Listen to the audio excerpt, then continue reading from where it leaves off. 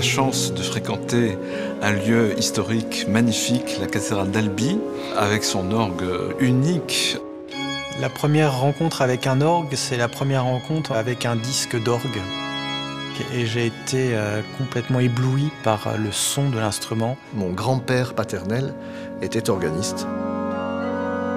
Il était élève de Louis Vierne, l'organiste de Notre-Dame de Paris. J'avais un vieil oncle qui improvisait à la messe, dans le même style qu'au cinéma. L'instrument ici est une reconstitution de l'orgue tel qu'on pouvait l'avoir à la fin du XVIIIe siècle. Donc c'est un instrument tout à fait idéal pour bien sûr interpréter la musique baroque française.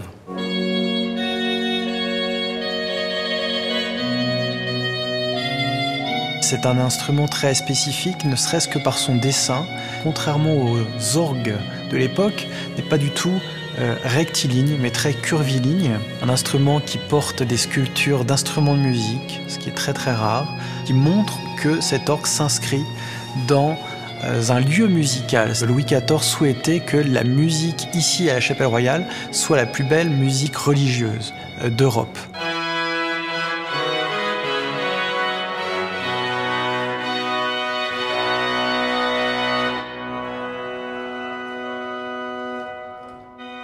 Donc la spécificité, ce sont avant tout les sonorités, la qualité spécifique du son français qui correspond à la musique écrite pour cet orgue.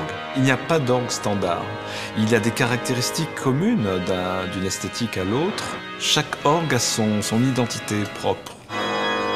C'est un instrument qui imite l'écriture de la viole, du chanteur, la trompette qui a vraiment un rôle très important à l'époque de Louis XIV, donc ce qu'on appelle le grand jeu, la grandeur de l'orgue y sonne, et puis des mélanges plus caractéristiques de l'orgue en général, comme le plein jeu, un mélange très lumineux qui évoque le ciel et la plénitude.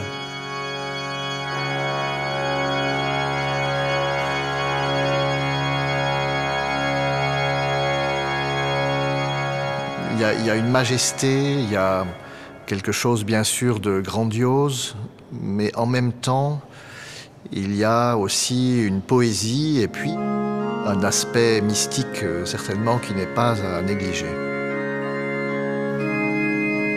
Pour nous quatre, les organistes, s'asseoir au clavier de cet orgue alors que François Couperin lui-même, parmi d'autres éminents musiciens de l'histoire, se sont assis avant nous devant ces claviers, j'y pense à chaque fois que je viens ici, bien entendu. C'est un privilège et une chance de pouvoir être organiste ici, parce qu'on est en prise directe avec l'histoire. Mozart est passé par cette chapelle aussi qu'il a joué notre orgue. On se sent tout petit, mais en même temps rempli d'émotions. C'est un voyage dans le temps, dans l'histoire. Cette unité entre ce lieu et le répertoire est absolument extraordinaire.